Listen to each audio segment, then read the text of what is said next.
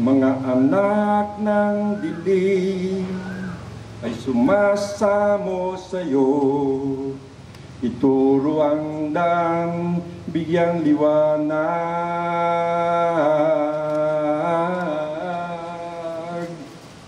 Mga sawi ng nagdaan, namulat ang mga mata.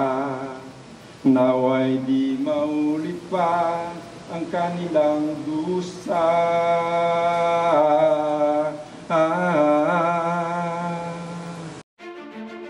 Simbolo ng ating bansa ang watawat, kung saan matayog nitong winawagayway ang tinatamasa nating kalayaan at kasarinlan. Sila ang nakipaglaban, nahirapan, nayurakan at nagbuwis ng buhay. Ngunit tayo ang nakinabang, napabuti at nagtamo sa kanilang kalayaang inaasam. Tayo na binigyan ng misyon na mahalin ito at pangalagaan ay hindi rin dapat kalimutan ang mga mararangal na bayani na nakipaglaban para sa isang magandang kinabukasan.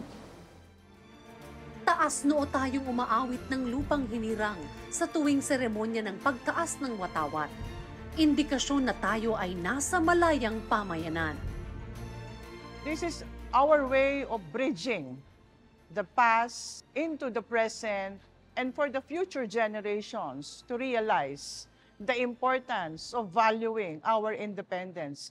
Ikaw ay nag-aaral ng mabuti, ikaw ay nagbibigay pahalaga sa karapatan ng iba pang tao, nakatutulong ka upang patuloy na maging buo ang kasarinlan ng ating bayan. Madalas nating nakikita ang bandila natin sa kawalan na malinis at maayos sa paningin.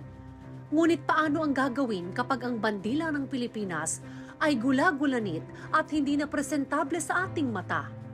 Pag may makita silang flag sa daan na damage na or what, pwede natin ibigay sa mga proper authorities, na ibigay sa ating mga kapulisan, dahil ang mga kapulisan natin ay alam nila ang proper disposal at pagbibigay ng pugay, respeto sa ating watawat. Ipinapahalagahan po natin ang pagligpit ng watawat sapagkat kung gaano siya itinabi, parang ganun din itinabi ang ating bansa. Kaya dapat unti-unti nating itinutupi yan hanggang sa kanyang magandang itsura.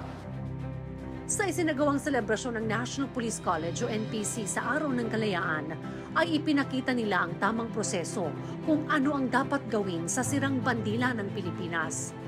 Ayon sa RA 8491 o ang Flag and Heraldic Code of the Philippines, kung ang isang watawat ay nakitaan ng kalumaan at nagbabadya na itong masira, ay dapat na itong sunugin sa isang solemneng pamamaraan. Ngunit bago isinagawa ang seremonya para sa watawat, ay nagpamalas naman ang mga ilang individual ng kani-kanilang mga angking talento sa pagtula at pag-awit. Ipinarada rin ng iba't ibang watawat na ginamit mula noong panahon pa ng Revolusyon hanggang sa kasalukuyan. Inilahad din ang mga gamit at kasaysayan ng bawat isa nito. Naging panauhing pandangal sa nasabing aktibidad ang Kilusang Cuartel de Santo Domingo, isang samahan na naglalayong pahalagahan ang lokal na kasaysayan at pamana sa bayan ng Santa Rosa at Binyan sa Laguna.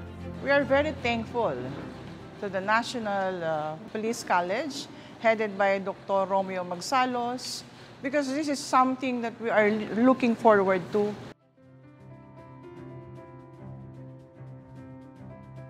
Dapat nating bigyan ng mataas na pagkilala at respeto ang bandila ng ating bansa.